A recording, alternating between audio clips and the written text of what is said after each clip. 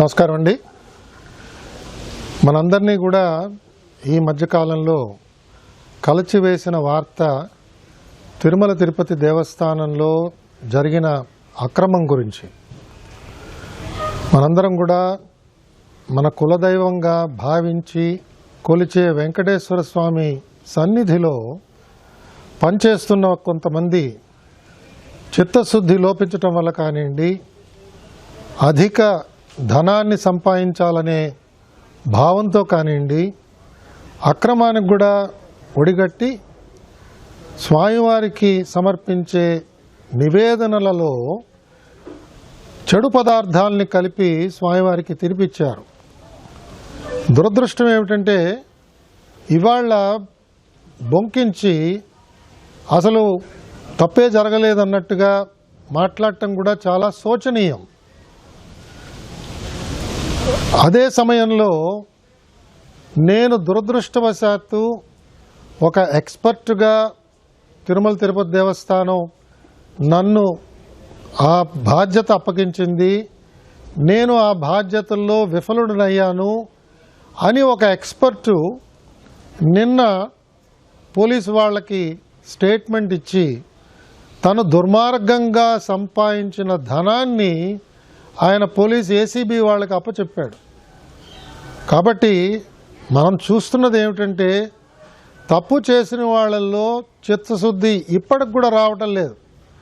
అంటే వెంకటేశ్వర స్వామిని మనం ఏ విధంగా మనం అక్రమాన్ని చేసినా కూడా మన మీద శిక్ష పడదు అనే ఒక భావంతో వారు ఆ రకంగా మాట్లాడటం చాలా చాలా బాధాకరం. మనం ఒకసారి పూర్వపరాల్లోకి వెళితే తిరుమల తిరుపతి దేవస్థానం ప్రతిరోజు సుమారు 13,000 కిలోల నుంచి 18,000 కిలోల దాకా నెయ్యి కొనుగోలు చేస్తుంది. మనందరికీ తెలిసిందే, స్వామివారి ప్రసాదం అనగానే మనందరికీ మనస్సులో మెలిగేది శ్రీవారి లడ్డు. అలాగే మన బంధువులు కానీ మిత్రులు కానీ యాత్ర చేసి వచ్చారు అంటే మనం చాలా చాలా ఆనందంగా ఉత్సాహంగా ఎదురు చూసేది మనకెప్పుడు లడ్డు తీసుకొచ్చిస్తారా అని చూస్తుంటాం. పరీక్షలకు వెళ్ళే విద్యార్థులు, కళ్యాణం చేయించుకునే పెద్దవాళ్ళు, వృద్ధాప్యంలో చేసుకుంటున్న ఉత్సవాల్లో కూడా స్వామివారి యొక్క ప్రసాదాన్ని అపురూపంగా భావించే జాతి మనందరిది కూడా. యావత్ భారతదేశం అంతా కూడా వీళ్ళందరూ ఇవాళ ఉండి వాళ్ళందరూ కూడా భారతదేశంలో ఎక్కడికి వెళ్ళినా కూడా తిరుమల గురించి, కలియుగ ప్రత్యక్ష దైవం గురించి మాట్లాడుతున్నప్పుడు స్వామివారి ప్రసాదం గురించి మాట్లాడతారు. మరి కేవలం లడ్డూ ప్రసాదం ఒకటే కాకుండా స్వామివారి అన్నప్రసాదాల్లో కూడా అదే నెయ్యి వాడతారు. ఉపదేవాలయాల్లో కూడా వాడే నెయ్యి ఈ విధంగానే తిరుమల తిరుపతి దేవస్థానం వాళ్ళు ప్రొక్యూర్ చేసి ఇస్తుంటారు. కొన్ని ప్రాంతాల నుంచి వస్తున్న నెయ్యి మనకి క్వాలిటీ బాగా లేదు, నాణ్యత లేదు అని తెలిసినప్పుడు వాళ్ళకి నోటీసులు ఇచ్చి వాళ్ళని ఆపేయడం విధిగా జరుగుతూ ఉంటుంది. తిరుమల తిరుపతి దేవస్థానం ఆధ్వర్యంలో ప్రొక్యూర్మెంట్ కమిటీ వాళ్ళు ఈ ప్రొక్యూర్మెంట్ చేస్తుంటారు. ఆ ఘీ ప్రొక్యూర్మెంట్ చేస్తున్నప్పుడు ఆ ఘీలో నాణ్యత ఎలా ఉన్నది అవన్నీ కూడా వాళ్ళు చాలా జాగ్రత్తగా పరిశీలన చేయవలసిన బాధ్యత వారి మీద ఉన్నది. అంతేకాకుండా తిరుమల తిరుపతి దేవస్థానం వారు కొన్న ఈ ఘీని, నెయ్యిని ఎప్పటికప్పుడు పరీక్ష చేయడానికి వివిధ ప్రాంతాలకు పంపిస్తున్నారు. అలాగా ప్రభుత్వం మారిన తర్వాత, కూటమి ప్రభుత్వం వచ్చిన తర్వాత మనందరికీ కూడా ఒక పెద్ద గంభీరమైన వార్త ముఖ్యమంత్రి గారు ఆవిష్కరించింది ఏమిటంటే తిరుమల తిరుపతి ప్రసాదంలో వాడిన నెయ్యి కలుషితమైనది, ఇందులో జంతు కొవ్వు కూడా కలిసినట్టుగా కనిపిస్తున్నది అని ఆ రోజు సెప్టెంబర్ 2024 నాడు ఆయన సెలవిచ్చారు. మనందరం కూడా చాలా చాలా బాధపడ్డాం. మనలో కొంతమంది దుఃఖించాం. అందరూ చూస్తుండగానే కన్నీళ్లు రాల్చాం. మనం నమ్ముకున్న మన దైవానికి అలాంటి ప్రసాదాన్ని మనం ఇస్తామా? ఎంత తప్పిదం ఇది! క్షమించరాని తప్పిదం కింద కూడా మనందరం కూడా ఆ రోజు అనుకున్నాం.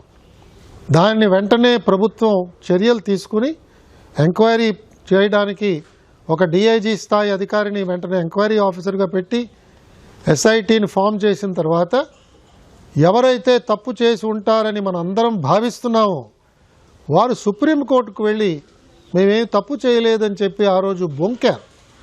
అప్పుడు సుప్రీంకోర్టు ఏర్పాటు చేసిన స్పెషల్ ఇన్వెస్టిగేషన్ టీం ఈ అంశంలోకి వెళ్ళి వారు అనేక మంది ఎక్స్పర్ట్స్ని, రాష్ట్ర ప్రభుత్వ పోలీస్ యంత్రాంగంలో ఉన్న సభ్యులు, సిబిఐలో ఉన్న సభ్యులు అందరినీ కూడా, అలాగే FSSAI అంటే ఆహార నాణ్యతని పరీక్ష చేసే ఒక ఏజెన్సీ, కేంద్ర ప్రభుత్వ స్థాయిలో ఉన్న ఏజెన్సీ ప్రతినిధులు, వీరందరినీ కలిపి SIT ఏర్పాటు చేశారు.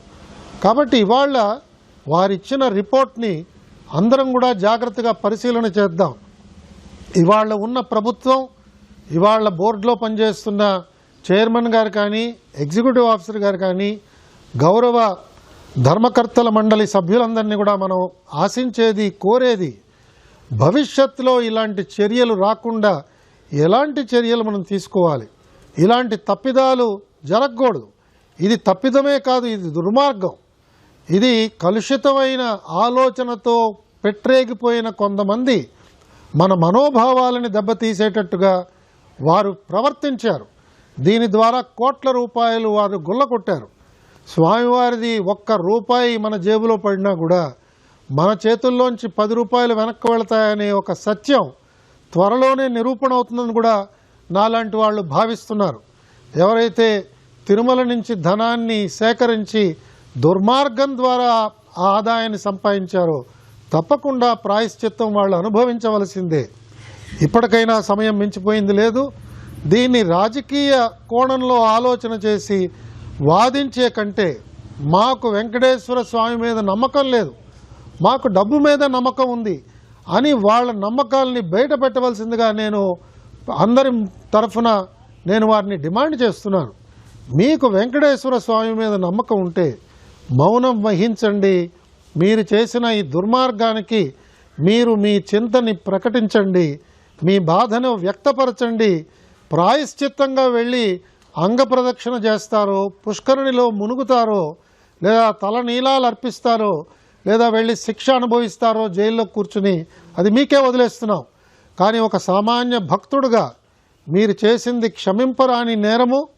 మీరు దాన్ని వెనకేసుకొస్తూ ఇవాళ సమాజంలో అలజడి సృష్టించడానికి ప్రయత్నం చేయడం ఏమాత్రం కూడా అది శ్రేయకరమైన పని కాదు. మీ వల్ల మేము ఆశిస్తున్నది కాదు. రాజకీయ పార్టీల వాదనలు ఏ రకంగా ఉన్నా కూడా అది వాదనలతోనే మీరు చేసుకోవాలి. కానీ ప్రజా జీవనానికి అంతరాయం కలిగించడం కానీ, ప్రజా ఆస్తుల్ని తగలబెట్టడం కానీ ఈ విధంగా చేయడం క్షమింపరాని నేరం అవుతుంది. వెంకటేశ్వర స్వామి భక్తులందరినీ కూడా సవినయంగా నేను కోరేది, తప్పకుండా మనం కొంత సమయాన్ని వేచి చూద్దాం. ప్రభుత్వం తీసుకునే అనేక మంచి చర్యల వల్ల తిరుమల తిరుపతి దేవస్థానంలో ఈ తప్పుని ఎవరైతే చేశారో వారందరికీ శిక్ష తప్పకుండా పడుతుంది. ఇప్పటికే ప్రభుత్వం అక్కడ పనిచేస్తున్న కొంతమంది ఉన్నతాధికారుల్ని స్థానచలనం కలిగించింది. మిగతా వారి మీద కూడా చర్యలు తీసుకునే చర్యలు మొదలుపెట్టినట్టుగా నాకు వినిపిస్తున్నది. మనందరం కూడా స్వామివారి భక్తులుగా వినమ్రతతో స్వామివారిని కోరుతూ ఇలాంటి తప్పులు చేసిన వారందరి పక్షాన మనందరం క్షమాపణలు కోరుదాం. ఇలాంటి తప్పు చేసిన వారందరికీ తగిన విధంగా స్వామివారు శిక్ష విధిస్తారని నమ్ముతూ మనందరం కూడా ఎల్లవేళలా నమ్మే వెంకటేశ్వర స్వామిని మరొక్కసారి భక్తిపూర్వకంగా గోవిందా గోవిందా అని స్వామివారిని కొలుస్తూ మనం చేసుకునే మన విధి నిర్వహణలో నిమగ్నం అవుదామని చెప్పి నేను పిలుపునిస్తూ మీ దగ్గర సెలవు తీసుకుంటున్నాను. గోవిందా.